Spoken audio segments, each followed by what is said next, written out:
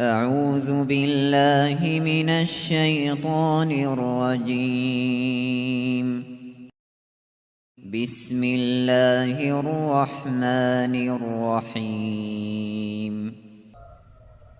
إن الحمد لله نحمده ونستعينه ونستغفره ونعوذ بالله من شرور أنفسنا ومن سيئات أعمالنا من يهده الله فلا مضل له ومن يضلل فلا هادي له أشهد أن لا إله إلا الله وحده لا شريك له إقرارا به وتوحيدا وأشهد أن محمدا عبده ورسوله صلى الله عليه وعلى آله وأصحابه ومن سار على نهجه واستنى بسنته إلى يوم الدين وسلم تسليما كثيرا.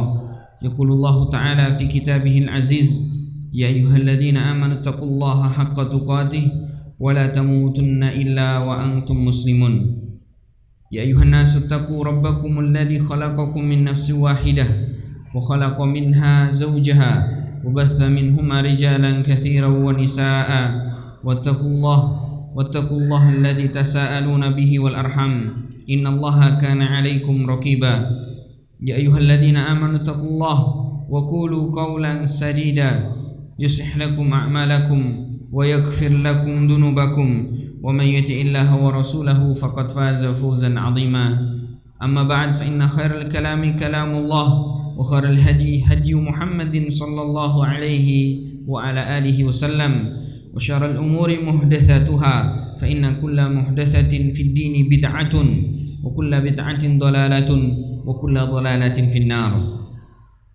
Ikhwani al-asatidah wal ustadat rahimani wa rahimakumullah jami'an. Di kesempatan pagi hari ini kita kembali bersyukur pada Allah karena diberikan kesempatan kembali untuk bermuahajah, saling bertukar pikir, saling tanasuh bainana.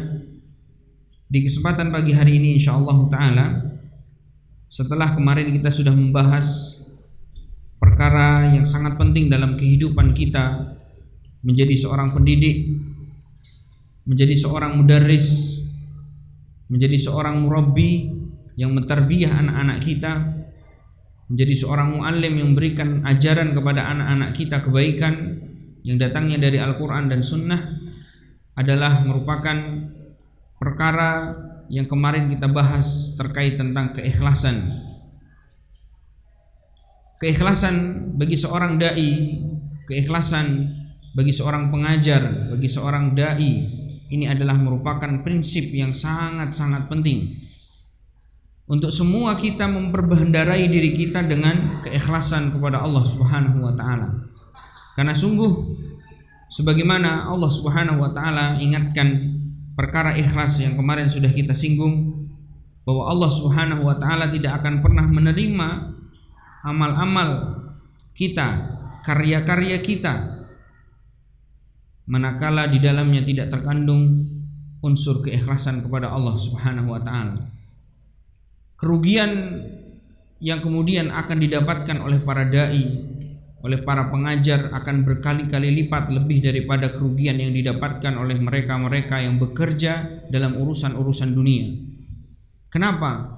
Karena ternyata menjadi seorang guru, selain kemudian kita tahu gajinya juga enggak seberapa, fasilitas juga tidak seberapa, ya, sebagaimana kita tahu semuanya tidak sama seperti ya pegawai-pegawai perusahaan internasional, ya. Kalau kemudian kita ternyata secara duniawi saja kita tidak memiliki apa-apa kecuali sedikit, ya, bukan berarti saya sedang meremehkan gaji-gaji kita semua, ataupun kemudian akhirnya tidak menjadikan kita akhirnya bersyukur terhadap apa yang kita miliki, bukan. Akan tapi saya ingin mengingatkan bahwa apa yang kita dapatkan dari kehidupan dunia kita menjadi seorang guru, hakikatnya tidak ada apa-apanya dengan mereka-mereka hari ini yang mengejar dunia dan kemudian hidupnya hanya mengejar untuk kehidupan dunia. Sudah kekurangan kita hari ini kita seringkali dapati ternyata amal yang besar, karya yang kemudian dituntut untuk kita ikhlas, ternyata kita tidak ikhlas, akan kemudian menjadikan bulan-bulanan kita saja. Kita nanti bukan hanya kemudian menyesal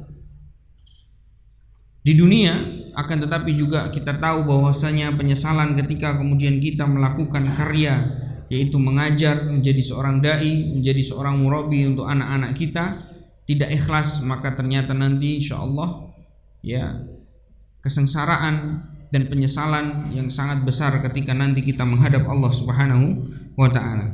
Maka teman-teman yang dimuliakan oleh Allah Subhanahu wa taala, di kesempatan pagi hari ini kita akan sedikit sama-sama belajar, sama-sama membaca salah satu kutaib, salah satu karya dari Al-Imam Al-Mubajjal Ahmad ibn Hanbal rahimahullahu ta'ala, yang ini masing-masing kita hendaknya membacanya, karena ini adalah merupakan bagian dari prinsip Ahlus Sunnah, prinsip seorang yang kemudian berakidahkan Ahlus Sunnah wal Jamaah, sebagaimana yang kemudian diisyaratkan oleh Nabi kita Muhammad sallallahu alaihi wasallam.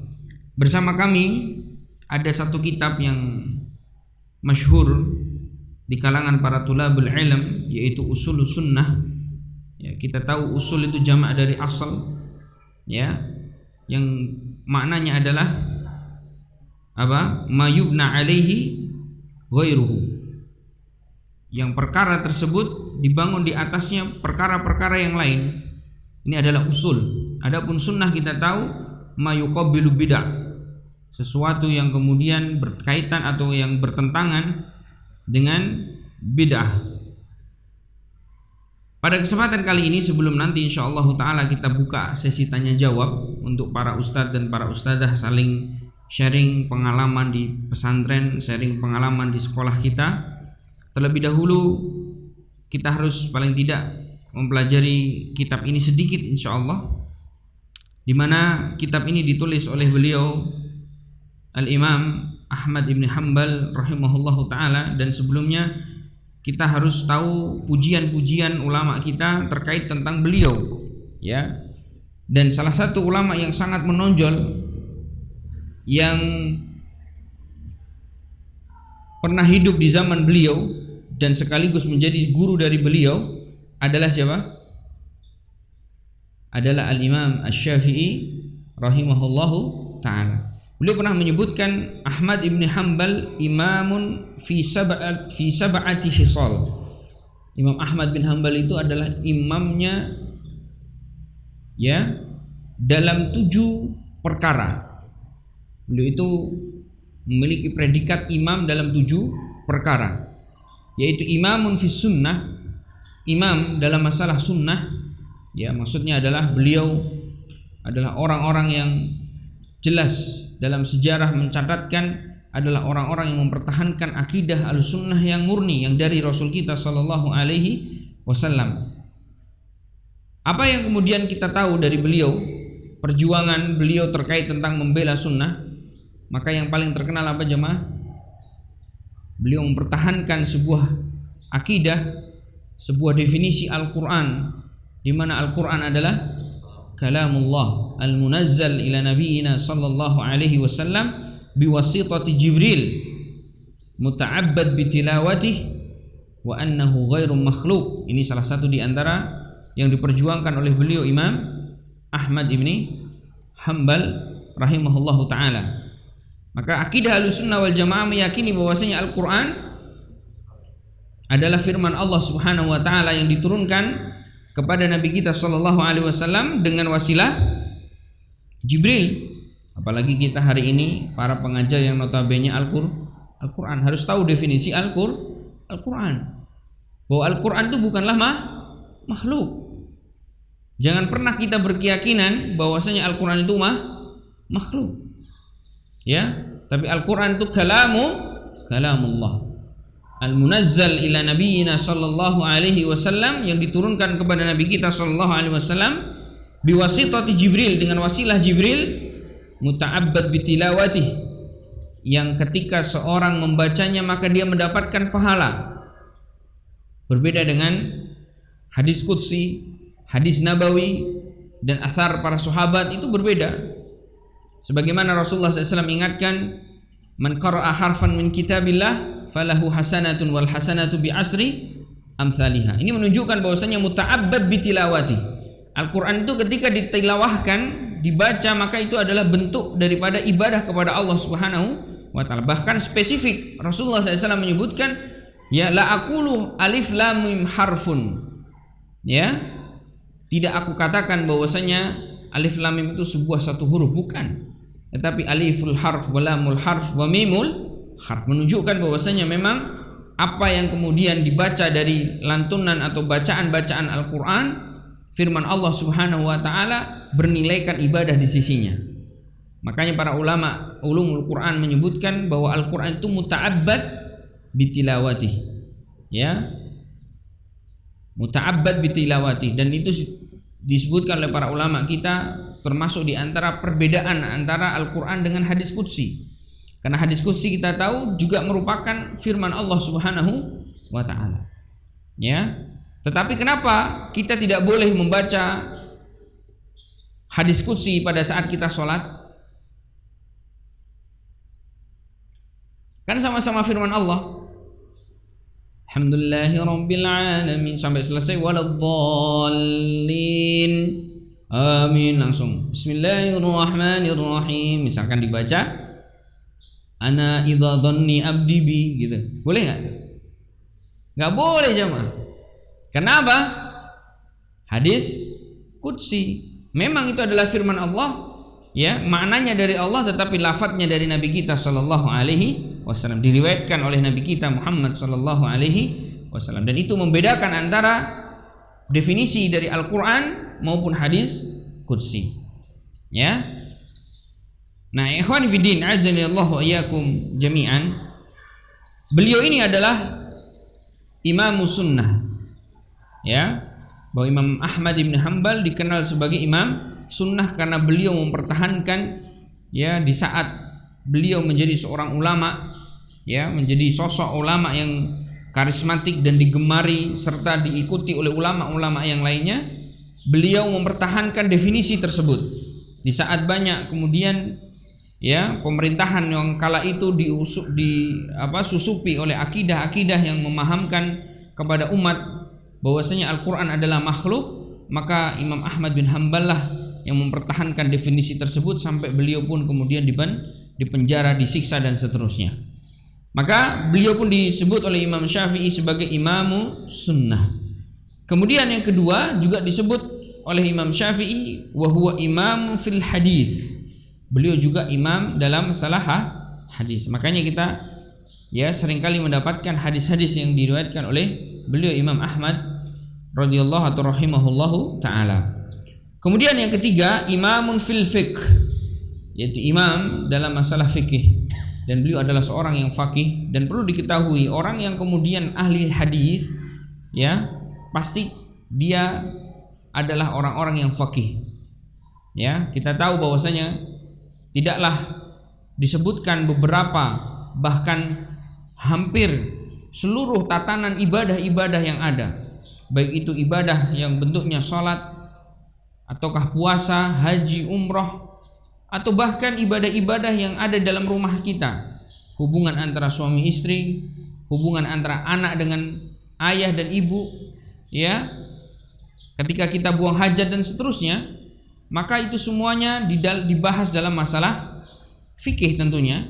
Tetapi tidaklah kemudian itu dibahas kecuali rujukannya adalah hadis-hadis Nabi kita Muhammad sallallahu alaihi wasallam. Makanya orang-orang muhadditsin itu kebanyakan mereka fuqaha. Ya. Kemudian imamun fi zuhud. Beliau juga terkenal sebagai seorang yang zuhud. Ya, dikenal sebagai orang yang zuhud. Ya, dan beliau Imam Ahmad bin Hanbal dilakopi oleh Imam Syafi'i sebagai imam yang zuhud. Kemudian juga imamun fil wara', beliau juga adalah terkenal sebagai orang yang sangat berhati-hati. Jadi ulama yang sangat berhati-hati itu diantaranya adalah Imam Ahmad bin Hanbal rahimahullahu ta'ala. Kemudian imamun fit tafsir, imam, ya, dalam masalah tafsir. Kemudian yang terakhir ini yang menjadi menarik adalah imamun fil faqr, imam dalam masalah faqr. Jadi orang faqr ini kita tahu jamaah yang dimuliakan oleh Allah Subhanahu wa taala, bagi seorang ulama itu adalah satu keistimewaan. Ketika kemudian ada ulama yang kemudian disebut sebagai imamun fil faqr, itu bukan main-main, ya. Karena Imam Ahmad bin Hanbal memang adalah sosok manusia ulama yang betul-betul memiliki, ya, prinsip dalam hidupnya, di mana beliau, ya, adalah orang yang benar-benar menjaga diri untuk tidak kemudian terlalu banyak masuk dalam urusan-urusan dunia, ya. Makanya banyak terlihat ulama-ulama di zaman-zaman tersebut, ya, di antaranya Imam Ahmad bin Hanbal, mereka, ya, tidaklah memiliki dunia kecuali sedikit, ya. Dan kebaikan bagi setiap kita ketika kemudian kita senang dengan orang-orang miskin dan orang-orang fakir, ya, karena memang hakikatnya manusia sekaya apapun memang di sisi Allah Subhanahu wa taala adalah orang-orang miskin, orang-orang fuqara. Allah Subhanahu wa taala berfirman, antumul fuqara ilallah. Kalian itu adalah orang-orang yang membutuhkan, senantiasa membutuhkan kepada Allah Subhanahu wa taala. Ya. Nah, ini beberapa di antara pujian Imam Syafi'i rahimahullahu taala terhadap beliau Imam Ahmad. Ikhwani fiddin, azinallahu iyyakum jami'an. Beliau Imam Ahmad lahir di Baghdad, ya, atau di Irak tahun, ya, mi'ah arba'a wa sittin, ya, tahun 1600 atau 164 Hijriah, 164 Hijriah. Afan lahirnya, hijriahnya 200.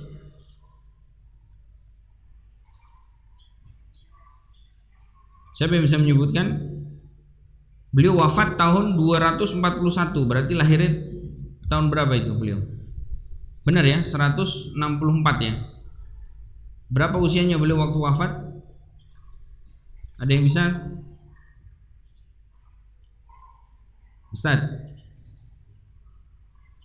qara'ta? Lama. Tapi beliau lahir tentunya setelah Imam Syafi'i, dan Imam Syafi'i lahir tahun 150 Hijriah, jadi 164 Hijriah. Ya, mauliduhu benar 164 lahirnya, wafatnya 241 Hijriah. Jadi usianya berapa itu? 164 ditambah atau 241 dikurangi 164, berapa usianya? Guru matematikanya siapa nih? Taib. 241 dikurangi 164 berapa? Usianya berapa beliau? 75. Taib. Beliau diberikan atau biasa dipanggil dengan Abu Abdillah, ya. Beliau dipanggil dengan Abu Abdillah Ahmad ibn Hanbal atau Ahmad ibn Muhammad ibn Hanbal Asy-Syaibani, ya. Jadi terkadang nama anak dengan ayahnya itu terkadang sama, ya. Orang-orang Timur Tengah itu biasa menamakan anak dengan dirinya itu sama, itu biasa, ya. Sebagaimana yang paling banyak adalah terkadang anak disamakan dengan kakeknya, ya. Muhammad ibnu Marzuq ibnu Muhammad, ya, dan seterusnya. Jadi ada biasa seperti itu. Dahulu juga di masa-masa sahabat juga ada sahabat yang nama dirinya sama dengan nama ayahnya, seperti siapa?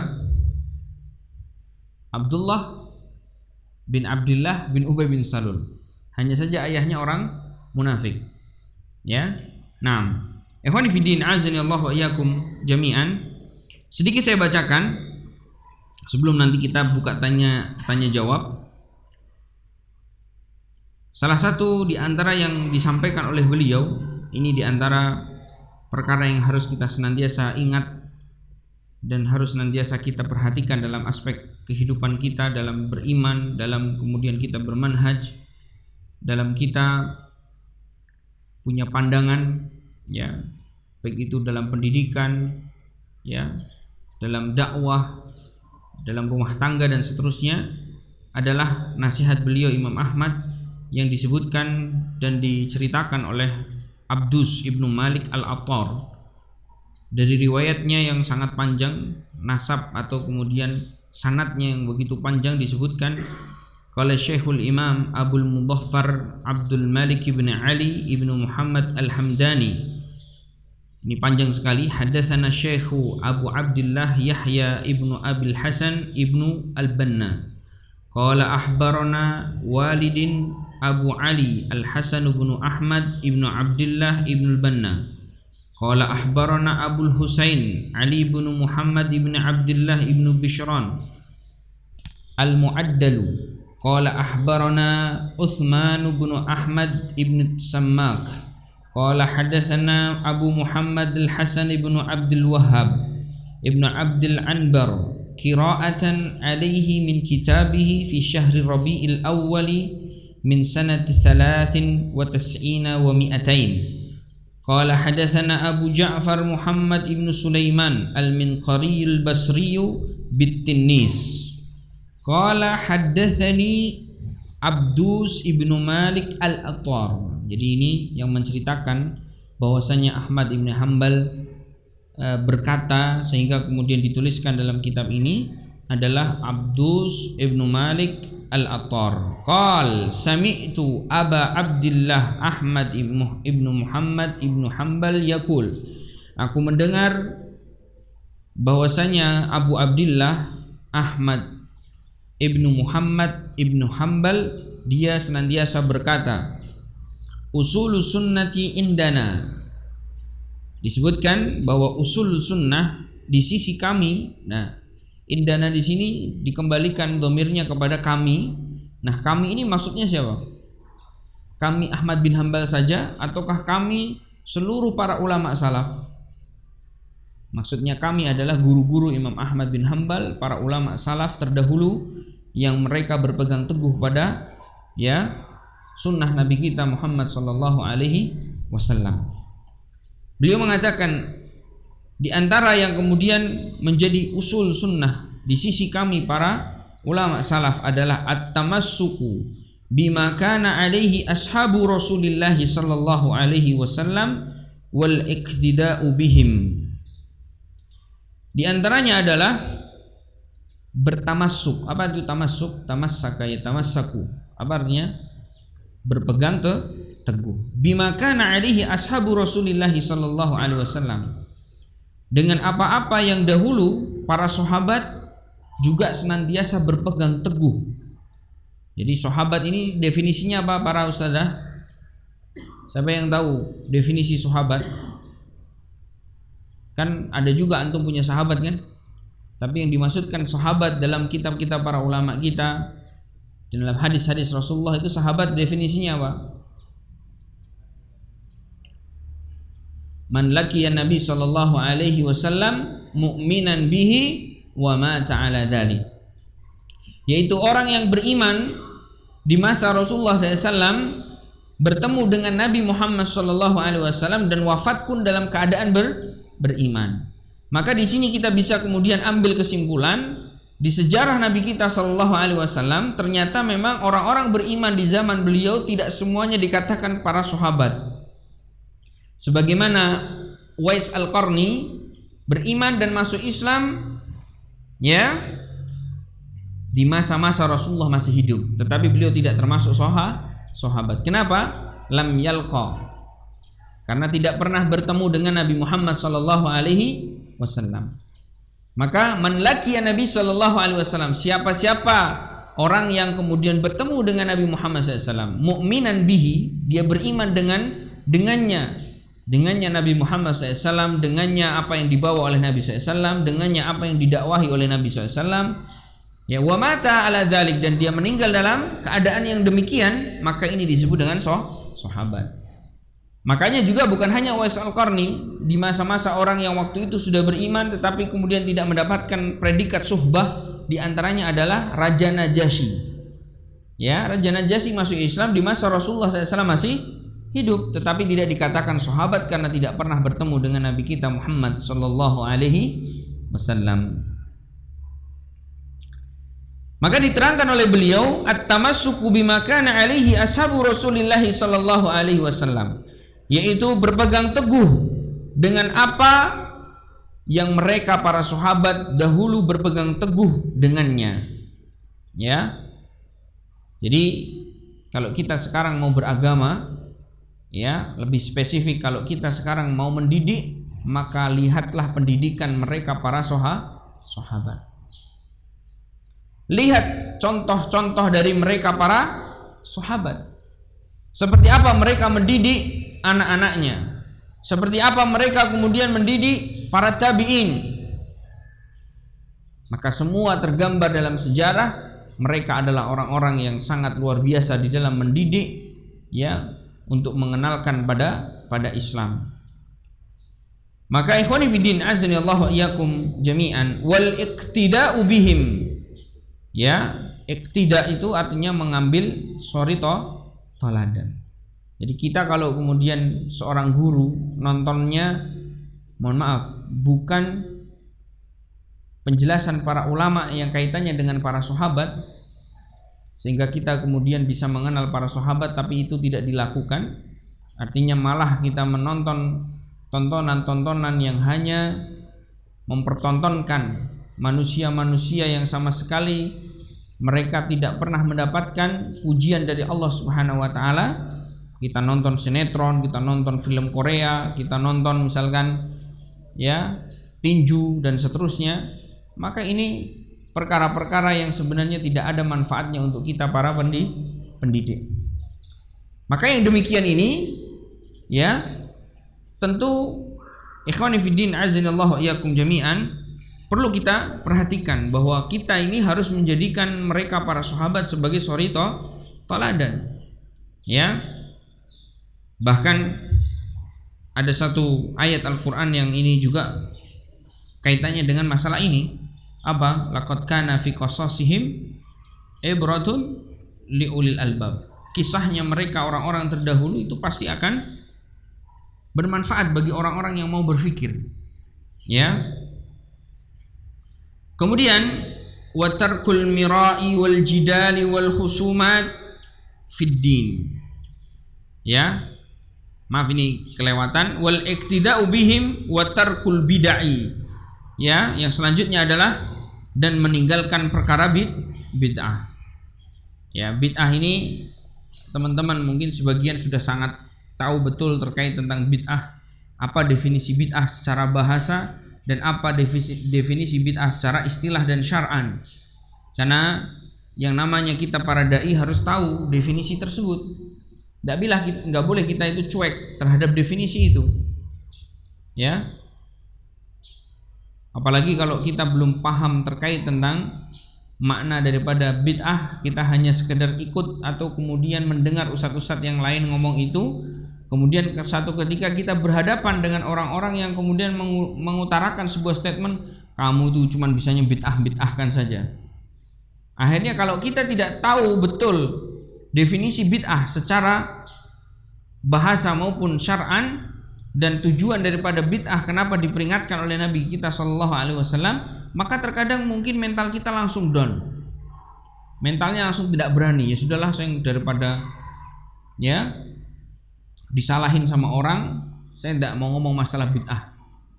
Nah ini nggak boleh, karena bid'ah itu memang perkara yang diingatkan oleh Rasul kita Muhammad Sallallahu Alaihi Wasallam yang harus ditegaskan.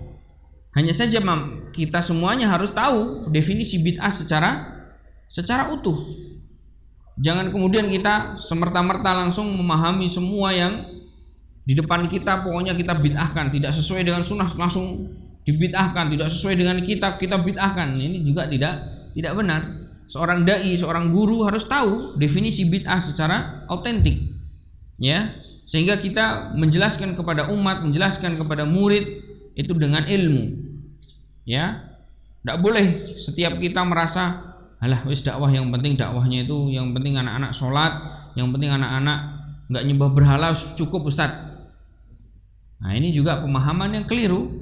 Tidak benar seperti itu. Makanya setiap para dai, setiap para guru harus memperbendarai dirinya untuk mengenal sunnah. Ya, Ya, harus memperbandarai dirinya dengan pemahaman sunnah yang benar. Ya, Ustaz, saya kan guru matematika sama, saya guru bahasa Indonesia sama. Ya, karena nanti dari situlah kita kemudian memahami ya bagaimana para sahabat mereka bersungguh-sungguh dalam mengerjakan sunnah karena memang itu adalah perkara sunnah. Tidak sebagaimana kita hari ini, kita meninggalkan perkara-perkara tersebut dengan alasan itu sunnah. Sama enggak? Kalau para sahabat dikerjakan karena itu sunnah, alasannya sunnah. Kalau kita banyak kita tinggalkan disebabkan karena kita beralasan karena itu sunnah. Sama-sama alasannya sunnah, tapi kalau mereka para sahabat dikerjakan, kalau kita tinggalkan karena kita tidak tahu tentang sunnah. Ya. Wa kullu bid'atin fahiya dhalalatun, dan setiap perkara yang baru dalam urusan agama, perhatikan di sini, perkara yang baru dalam urusan agama adalah perkara yang sesat. Ya. Wa tarkul khusumat, dan kita pun harus meninggalkan permusuhan. Ya, permusuhan di antara kaum muslimin. Lah Ustaz, kok kalau meninggalkan permusuhan kenapa? Sebagian ulama bahkan penulisnya pun dulu pernah bermusuhan dengan kaum muslimin yang lain. Ya, ingat, itu permusuhan yang kemudian didasari dengan apa? Tendensi penyelamatan dakwah, penyelamatan agama, bukan permusuhan atas dasar pribadi. Ini harus dibedakan. Ada orang kemudian ya mentahdir atau kemudian menegur dalam rangka untuk kebaikan umat, maslahat dakwah dan seterusnya, itu boleh tidak? Boleh. Ya. Bukan berarti kemudian watarkul husumat, kita hindari permusuhan sehingga ada teman kita yang keliru kita nggak ingatkan. Ada guru yang lain salah mengajar, kita tidak ingatkan. Maka yang ada adalah kerusakan, membiarkan kerusakan di mana-mana dan kita meninggalkan al-amru bil ma'ruf wan nahi anil munkar. Jadi ini harus dipahami. Jangan kemudian kita berdalil dengan dalil-dalil yang ada dalam Al-Qur'an dan Sunnah untuk kita gunakan dengan perkara-perkara yang keliru. Ya. Terkadang kalamul haq arada bihil batil. Perkataannya benar, statementnya benar bahwa kita harus meninggalkan permusuhan, tetapi kemudian perbuatannya keliru. Akhirnya apa? Setiap apapun yang dia lihat dari kekeliruan dan kesalahan atau bahkan dosa yang dilakukan oleh anak muridnya, oleh teman guru-guru yang lainnya, dia hanya diam. Ya, dengan alasan dia tidak mau ribut. Benar begini? Tidak benar. Ya, justru yang namanya berdakwah, dia harus tahu konsekuensi daripada dakwah. Ya, yang namanya guru, dia harus tahu konsekuensi bahwa seorang guru ketika mendidik dengan benar, melihat anak-anaknya mungkin keliru, mungkin salah, dia harus tegur, dia harus didik. Walaupun terkadang konsekuensinya adalah apa, teman-teman? Kita tidak disukai oleh orang yang kita tegur. Walaupun konsekuensinya mungkin kita akan ada masalah. Ya, maka ini penting sekali. Wal julusi ma'a ashabil ahwa, dan kita harus menghindari dari duduk-duduk bersama orang-orang yang mengekor pada hawa nafsu. Jadi kalau antum ingin berteman, ya, maka carilah teman-teman yang memiliki cara berpikir Al-Quran dan Sunnah itu adalah barometer kehidupannya. Sehingga indikatornya adalah ketika dia mungkin melakukan kesalahan, kekeliruan, kecerobohan, dia diingatkan dengan kebaikan, dia akan mengikuti dan akan intibah, dan serta dia akan ingat kembali, rujuk kepada kebenaran. Dan orang-orang yang seperti ini kita perlu kita temani.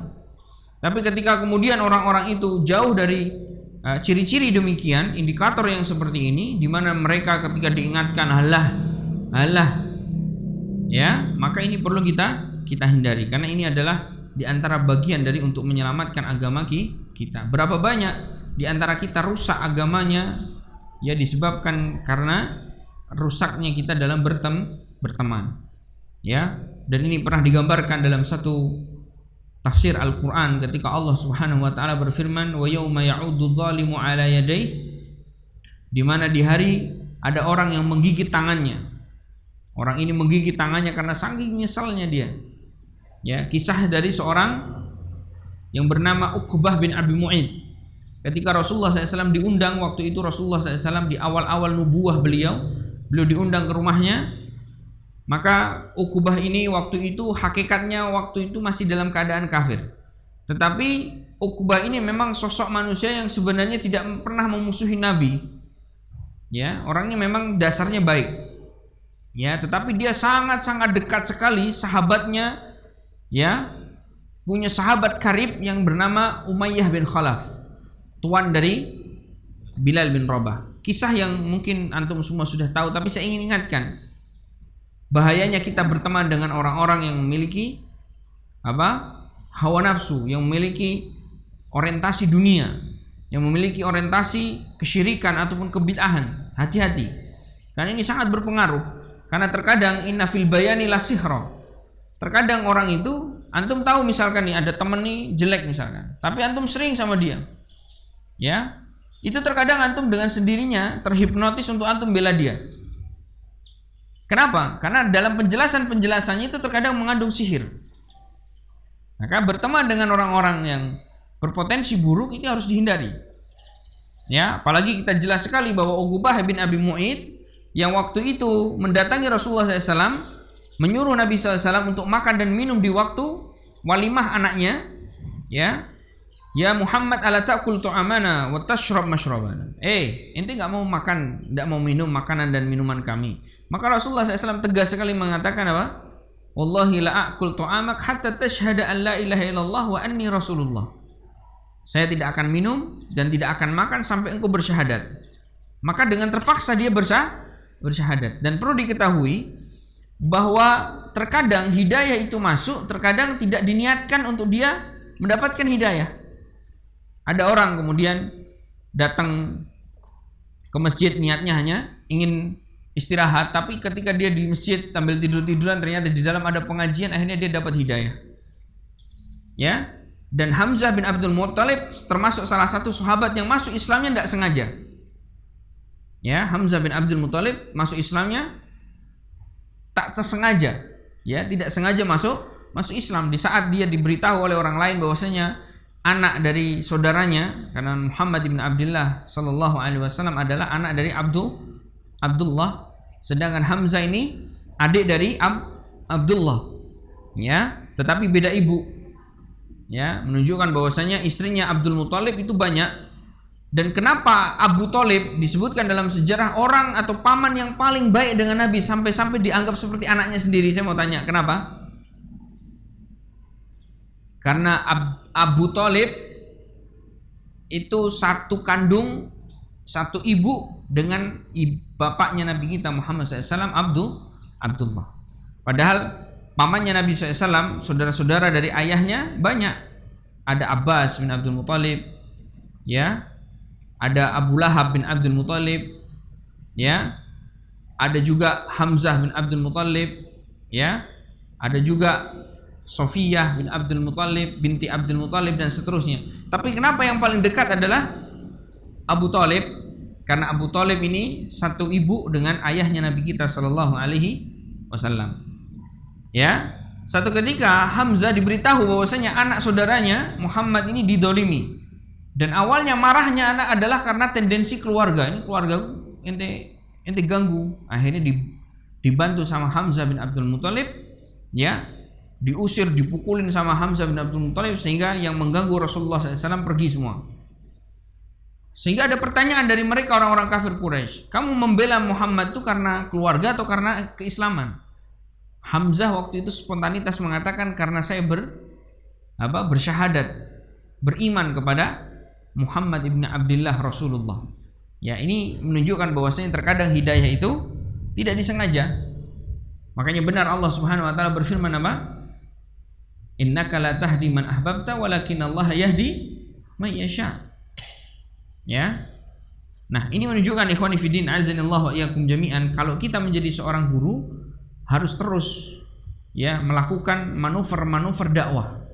terus melakukan ya hembusan-hembusan ya ucapan-ucapan yang mengandung ajakan untuk melakukan kebaikan. Karena bisa saja dengan kita melakukan nasihat, dengan kita menegur, dengan kita mendoakan, dengan kita menyapa dan seterusnya, itu menjadi wasilah-wasilah mereka murid-murid kita bisa mendapatkan hidayah. Saya ingin cerita sama antum, ya mungkin pernah saya ceritakan.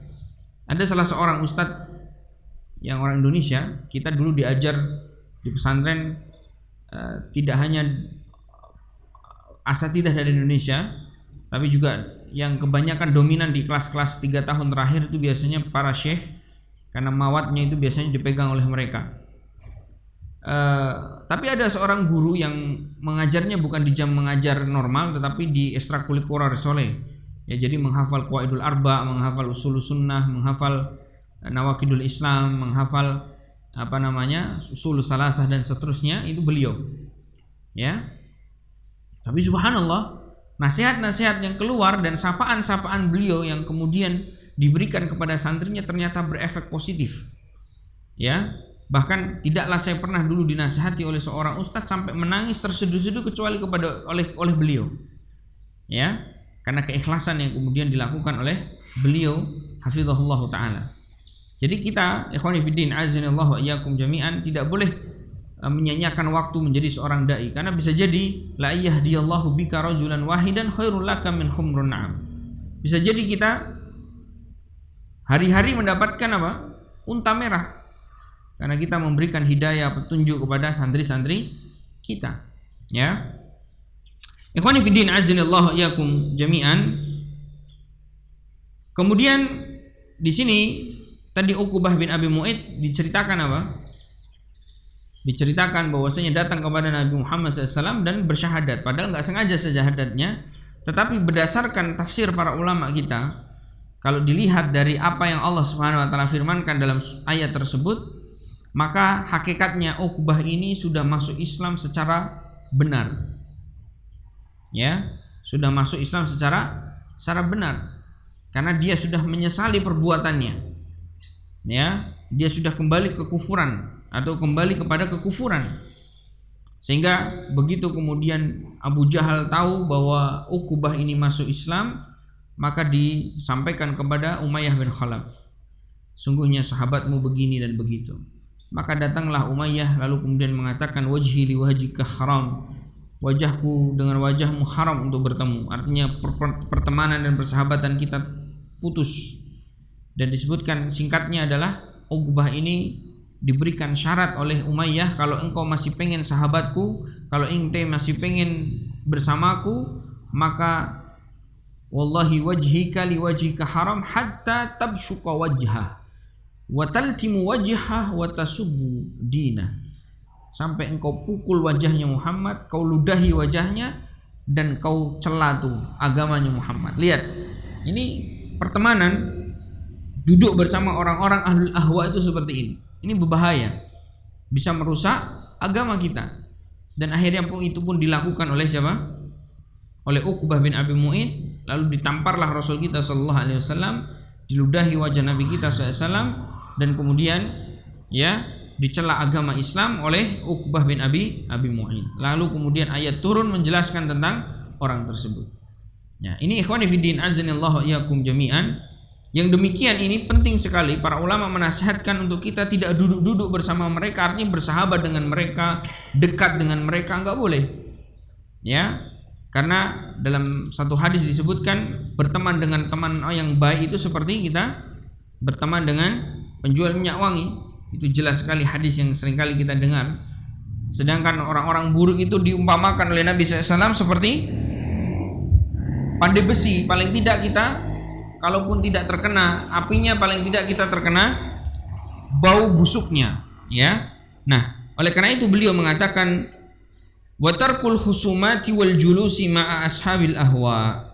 Hendaknya kita menghindarkan diri kita dari duduk-duduk bersama mereka orang-orang pengekor hawa nafsu. Wa tarkul mira'i wal jidali wal husumat fid din. Dan hendaknya kita meninggalkan ya perdebatan, jidal dan permusuhan di dalam agama. Ikhwani fiddin Azanillahu iyyakum jami'an. Mungkin ini sedikit saja ya, karena tadi panitia saya bilang besok-besok dikasih apa? Dikasih kitab, dikasih judul, dikasih materi sehingga kita bisa berkesinambungan. Karena kalau kemarin bahas ikhlas selesai, pagi ini saya tadi karena sibuk kemarin juga habis safar, saya nggak ada persiapan untuk menyampaikan di sini. Saya tanya tadi gimana nih, apa yang mau dibahas? Ya, terus yang penting ada tanya jawabnya Ustaz. Jadi ngisinya nggak umdah. Ngisinya itu nggak terlalu penting, yang penting tanya jawabnya. Thayyib, khair insyaallah. Tapi karena saya buka laptop kebetulan pas ada usul sunnah saya baca langsung. Thayyib, intinya ikhwani fiddin azanillahu wa iyyakum jami'an, semua kita ini insyaallah bisa saja ini berkelanjutan karena ini bagian juga penting dalam masalah akidah kita, dalam masalah keyakinan dan juga cara pandang kita dalam kehidupan beragama, yaitu usul sunnah yang ditulis oleh beliau Imam Ahmad ini sangat penting untuk kita baca. Ya, jangan sampai guru nggak tahu tentang apa itu sunnah, guru nggak tahu apa itu bid'ah, guru nggak tahu apa itu syirik, ini bahaya. Ya, nanti usul dalam pokok-pokok ilmu agama yang prinsip, ya malah kemudian tidak memiliki atau tidak punya, maka bagaimana dia akan mengajarkan kepada anak-anaknya? Apa yang dia akan ajarkan? Ya, karena faqidu syai' la yu'ti. Ya, orang yang nggak punya ini nggak bisa memberi. Antum nggak punya, antum bisa beri nggak? Antum nggak punya fulus, bisa nggak antum beri fulus? Antum nggak punya makan, antum mau ngasih makan? Nggak bisa. Ya, maka ini penting bagi setiap dai, bagi setiap murabbi tahu tentang sunnah Nabi kita Shallallahu Alaihi Wasallam dan bagaimana derajat sunnah di sisi Allah Subhanahu Wa Taala. Wallahu taala alam bisawab. Insyaallah nanti kita lanjutkan. Silahkan tafadhol teman-teman, para ustadzah dan ustadz yang mungkin ada hal-hal yang mau disampaikan kaitannya dengan anak-anak, kaitannya dengan tarbiyah, kaitannya dengan pendidikan kepada anak didik kita. Tafadhol.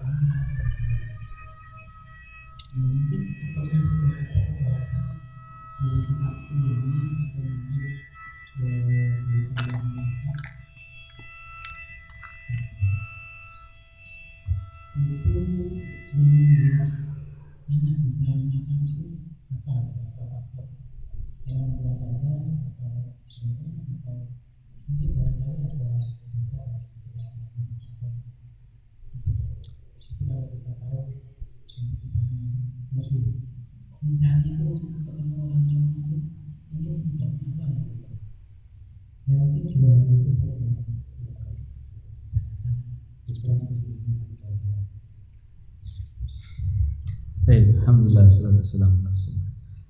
Yang saya jawab dulu yang kedua ya. Ada nggak kita para ulama kita membahas terkait tentang fenomena dalam kehidupan kita? Ada orang yang baik, ada yang buruk dan seterusnya. Banyak sekali.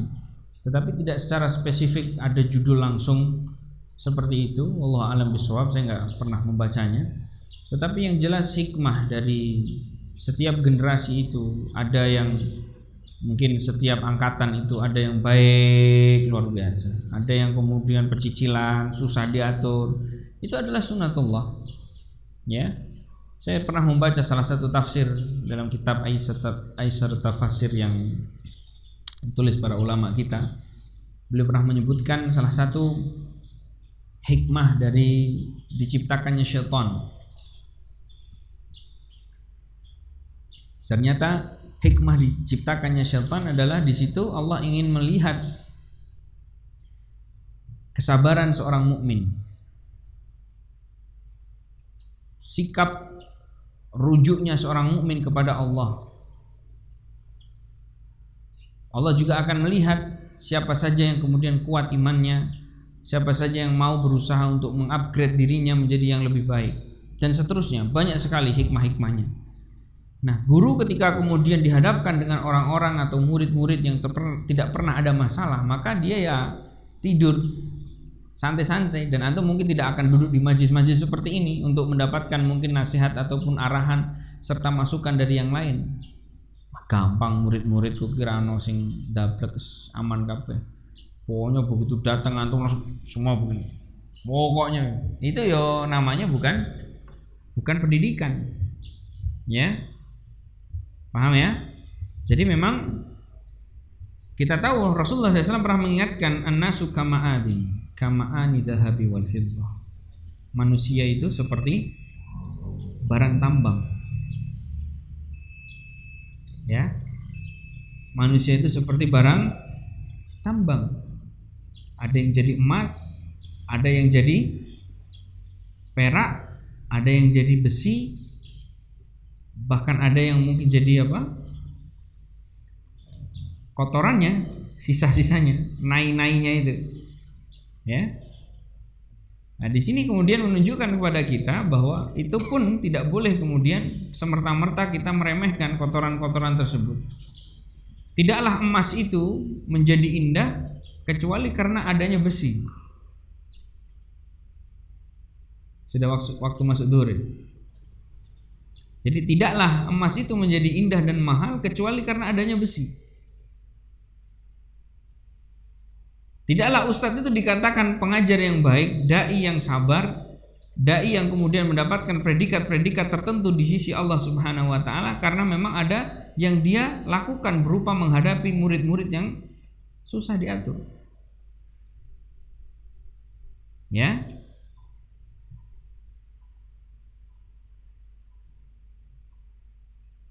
Nabi Ibrahim alaihi salatu wassalam dikatakan Khalilullah, mendapatkan predikat Allah, predikat di sisi Allah adalah kekasih Allah, tidaklah mendapatkan kecuali karena apa yang beliau lakukan, berupa kemudian beliau mentaati Allah Subhanahu wa taala sampai pun kemudian anaknya mau disembelih karena Allah Subhanahu wa taala. Itu adalah bukti-bukti ya yang real, yang nyata bahwa murid-murid kita itu justru menjadi tolak ukur siapa kita. Ya. Oh, murid saya semuanya kok enggak baik semua. Berarti apa yang harus kita lakukan? Apakah kita hanya mencari solusi bagaimana menjadi biar sama semua, atau kemudian tahun depan pokoknya kita tidaklah menerima kecuali ciri-cirinya menengan kabeh gitu? Enggak bisa. Yang ada nanti antum tidak punya kompetisi dalam berpendidikan, dalam menyelenggarakan ya pendidikan. Tidak ada kompetisi di sana. Ya. Bahkan yang sudah diseleksi dengan maksimal saja, dengan hati-hati saja, dengan IQ yang kemudian ditentukan sekian, itu saja masih kecolongan. Ya, masih ada kemudian kita temukan anak-anak yang kemudian sukanya ngerjain temannya lagi berdiri sedikit ditarik kursinya jatuh, biasa. Dan itu adalah sunatullah yang kita semuanya harus kemudian bersiap-siap untuk menghadapinya, bukan kemudian menghindarinya. Nah, itu yang jawaban yang kedua. Karena memang manusia diciptakan oleh Allah Subhanahu wa taala seperti itu, seperti barang tambang. Apa jadinya kalau kemudian barang tambang itu dibuka, perut bumi ini dibuka semua isinya emas? Malah murah. Tidak jadi lagi berharga. Ya, bahkan tidak ada kemudian jembatan. Karena apa? Karena barang tambangnya semuanya lunak. Karena barang tambang emas itu, antum tahu emas itu lunak apa keras? Lunak. Ya, maka dibutuhkan zat-zat lain, ya, jenis-jenis barang tambang yang lain untuk kemudian menjadilah sebuah kekuatan. Adanya jembatan, adanya mungkin motor yang antum tunggangi, mobil yang antum kendarai, semua itu adalah bukti di mana, ya, Allah Subhanahu wa taala dengan kauniyahnya memperlihatkan kepada kita bahwa dalam pendidikan pun kita harus melihat dengan kacamata demikian. Harus dilihat, oh berarti ini ada hikmahnya. Ini kebetulan tahun ini yang nakal-nakal ini dan itu. Tapi antum harus tahu tidak semuanya yang nakal-nakal itu nanti keluar tidak jadi apa-apa. Bahkan banyak sekali yang pernah saya sampaikan, ada yang mungkin santri kita terlihat tidak potensi, ora potensial, pokoknya ora prospek lah. Sering diremehkan gurunya, sering diremehkan, pokoknya nggak dianggap. Ya masuk kantor aja, assalamualaikum, mau apa nih, sini, begitu kan sama antum, ya kan? Kadang begitu. Tapi ternyata begitu dia lulus, ternyata dia adalah orang yang sosok manusia yang ternyata berpengaruh di masyarakat. Ternyata menjadi seorang yang malah justru soleh. Ya, bahkan yang ternyata dulunya di pesantren sering mendapatkan santri teladan, malah keluar rak jelas. Ada antum pernah dapatkan? Ada. Maka ini harus hati-hati, dan itu adalah tentu ujian Allah Subhanahu wa taala kepada kita. Ya, ahasiban nasu ayyutraku ayyaqulu amanna wa hum la yuftan. Ini penting sekali, ini ujian dari Allah semua. Nah, baik, yang pertama tadi apa? Baca salawat, kenapa Ustaz? Salawat yakni kama warada fi hadis Nabi alaihi salatu wassalam katsir minal adillah, yakni yu'allimuna an kaifiyatis salawati ala nabiyina Muhammad sallallahu alaihi wasallam. Lama su'ila Nabi sallallahu alaihi wasallam anis salah anis salawat alaihi. Ketika Nabi SAW ditanya oleh para sahabat tentang salawat, bagaimana bersalawat kepada Nabi SAW, maka para sahabat bertanya, fa kaifa nusalli alaika ya Rasulullah, bagaimana kita bersalawat kepadamu? Maka Rasulullah SAW mengatakan, qulu Allahumma salli ala Muhammad wa ala ali Muhammad kama sallaita ala ali Ibrahim, warik ala Muhammad wa ala ali Muhammad kama barakta ala ali Ibrahim. Makanya disebut dengan salawat Ibrahimiyah. Ini kaifiyah yang pertama. Ada juga lagi salawat-salawat yang lain yang diperbolehkan dalam Islam, tetapi yang jelas, ya, di masyarakat kita ini masih sangat sekali banyak potensi-potensi melakukan kesalahan-kesalahan. Yang tadi mungkin ini adalah kaitannya dengan bid'ah, ya. Perkara-perkara salawat yang bid'ah, yang ditambah-tambahi, yang mananya terkadang kemudian hulu kepada Nabi kita sallallahu alaihi wasallam, ya. Ini nanti ada pembahasan dalam masalah babul qasam, ya, karena terkadang kita menyebutkan kedudukan Nabi Muhammad SAW di depan Allah Subhanahu wa taala untuk menuntut ijabah doanya kita dari Allah Subhanahu wa taala. Ini tidak diperbolehkan, ya, menyebutkan nama Nabi Muhammad SAW, kedudukan Nabi Muhammad SAW bijahi Nabi alaihi salatu wassalam di depan Allah Subhanahu wa taala untuk kita minta haknya. Ini tidak boleh, ya. Ya, tetapi bertawasul kepada perkara-perkara yang disyariatkan dan dibolehkan dalam syariat ini memang ada. Seperti misalkan walillahil asmaul husna fad'uhu biha, dengan asma dan sifat Allah, ya. Kemudian dengan amal soleh, dengan i'tirafid dzunub, ya. Kemudian bi idhari dha'f wal hajah ila Allah. Ini banyak sekali.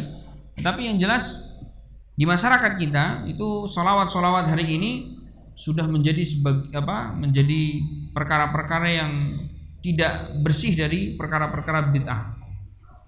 Ya, maka kita para dai juga harus belajar secara khusus terkait tentang sunnah dan cara bersolawat atas Nabi kita Muhammad sallallahu alaihi wasallam dengan benar. Wallahu taala a'lam bishawab. Tafadhal yang lain. Sudah selesai? Sudah masuk waktu zuhur? Baik, fadhal.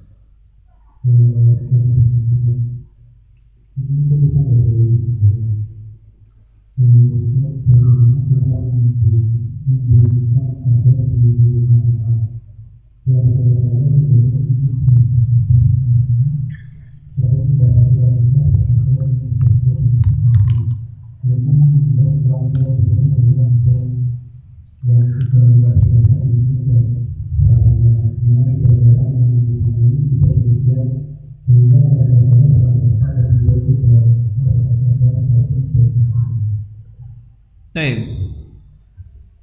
Cadar kita tahu bahwasanya hukumnya sebagian ulama kita adalah sunnah, mengatakan cadar itu sunnah. Bahkan sebagian yang lagi mengatakan bahwa cadar itu tidak wajib. Ya, tetapi bagi istri-istri Nabi kita Shallallahu Alaihi Wasallam hukum cadar ini wajib. Maka sebagian kita ketika kita ingin mengikuti istri-istri Nabi Shallallahu Alaihi Wasallam ini tentu adalah fadilah, ini adalah keutamaan yang sangat luar biasa. Sunnah Nabi kita Muhammad Sallallahu Alaihi Wasallam, maka diperbolehkan, ya.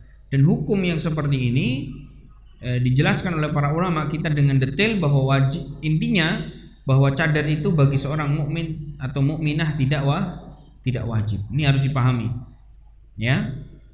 Kalau wajib berarti semua orang yang tidak pakai cadar ini berdosa semua, paham ya? Paham di sini? Tetapi Ustaz ngomong begini, bagaimana istri saya cadaran semua? Ya, kok cadaran semua gimana? Istrinya piros. Ya intinya 3 cadaran semua.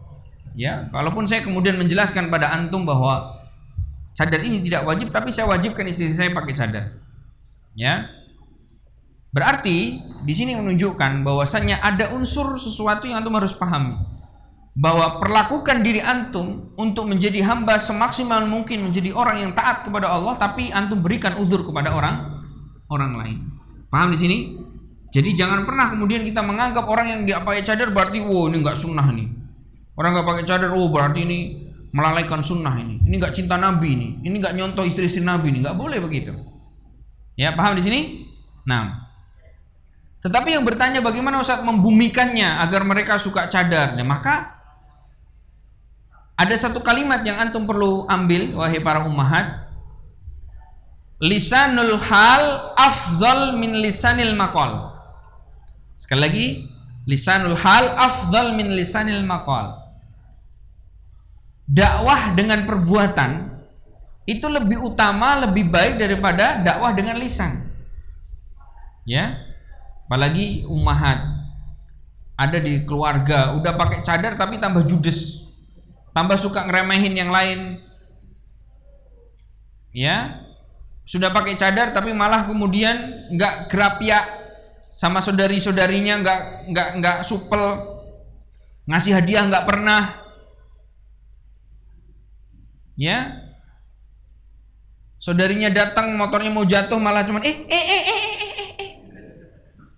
nggak ditolongin, malah cuman teriak, malah suka nertawain orang dan seterusnya. Maka ini ya tidak ada manfaatnya, malah kemudian merusak syiar-syiar Islam. Harusnya ya kita berdakwah dengan hal kita, dengan akhlak kita. Semakin kita melakukan ketaatan kepada Allah, semakin kemudian kita kuat di dalam menjalani syariat Islam, maka semakin kuat pula dan semakin baik pula akhlak kita kepada manusia. Sehingga kemudian apa yang kita bawa berupa atribut syariat itu semakin kemudian orang lain itu percaya akan kebaikan kita. Ya. Jadi solusinya bagaimana Ustaz? Ya tadi, dakwah tidak harus dengan lisan antum. Ini cadar ini sunnah lo, nggak perlu. Silakan pakai cadar. Antum pakai cadar tetap sebagaimana keyakinan antum bahwa cadar ini adalah sunnah Nabi kita SAW yang harus kemudian dilakukan. Tetapi di dalam kemudian keinginan kita, inginkan keluarga kita bercadar, ingin keluarga kita kemudian mencintai cadar dan seterusnya, harus kita tahan emosi kita, keinginan kita, harus sabar. Silakan pakai cadar tapi berakhlak dengan baik, berdakwah dengan lembut, ya. Bahkan menolak keluarga kita yang mengatakan tadi, mendingan nggak pakai cadar daripada kamu pakai cadar, akhlaknya jelek. Ini statement yang kurang tepat sebenarnya. Karena jeleknya seseorang itu tidak ada hubungannya dengan cadar. Antum pernah nggak lihat ada wanita-wanita yang nggak pakai kerudung, bahkan nggak pakai baju kecuali sedikit, yang akhlaknya buruk? Banyak nggak? Banyak. Apa kemudian mendingan kamu pakai kerudung, Daripada kamu nggak pakai kerudung kamu jahat begitu. Kan nggak pernah ada statement itu. Menunjukkan tidak ada hubungannya dengan pakaian atau syariat terlebih khusus dengan akhlak buruknya seseorang. Nah, di dalam menolak itu maka jangan juga debat. Nggak begitu. Wow, nggak begitu. Tapi dengan cara apa? Dengan cara yang lembut. Ya mungkin saya belum baik. Ya mungkin itu ada yang pakai cadar tapi buruk akhlaknya. Tapi kan itu bukan saya. Tapi kan itu kan tidak bisa kita hukumi yang salah cadarnya. Apa cadarnya itu bisa buruk akhlaknya, kan enggak, cadar itu cuma kain kok. Kayak gitu. Jadi dijelaskan dengan baik, dengan lembut, dengan sabar. Ya. Itu yang kemudian harus dipahami. Jadi menolak keluarga atau kemudian enggan menuruti keluarga yang mengatakan seperti itu juga kemudian jangan dengan cara-cara yang kasar. Tapi ya justru itulah saya dengan cadar ini, saya ingin berbuat dan ingin kemudian memperbaiki diri saya. Kan gitu lebih baik. Ya. Karena tidak juga insya Allah kita sampai dilepas cadarnya, sampai kemudian ditarik-tarik kerudungnya, kan enggak. Jadi sudah sabar dengan kita melakukan ketaatan kepada Allah itu memang harus sabar. Ya. Ingat baik-baik bahwa syariat ini ya adalah syariat yang agung. Berupa misalkan antum di atas mata kaki celananya, para wanita bercadar, itu adalah syariat. Ya. Itu diantara bagian dari syariat. Tetapi masuk dalam syariat Islam itu harus kafah. Orang pakai cadar tapi akhlaknya buruk, berarti dia tidak masuk sebagian.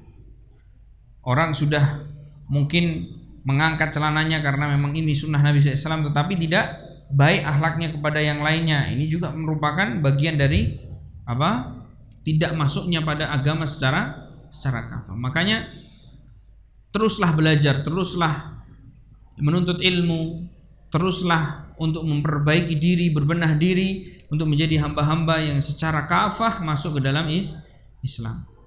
Dan tidak bisa kemudian kita salahkan ya syariat-syariat tertentu disebabkan karena person dan oknum-oknum atau individu tertentu. Wallahu taala alam bishawab. Kayaknya masih ada yang mau tanya lagi tuh. Tidak ada. Baik, kita akhiri kesempatan pada kali ini dengan doa kafaratul majlis. Subhanaka wa bihamdika asyhadu an la ilaha illa anta astaghfiruka wa atubu ilaik. Assalamualaikum warahmatullahi wabarakatuh.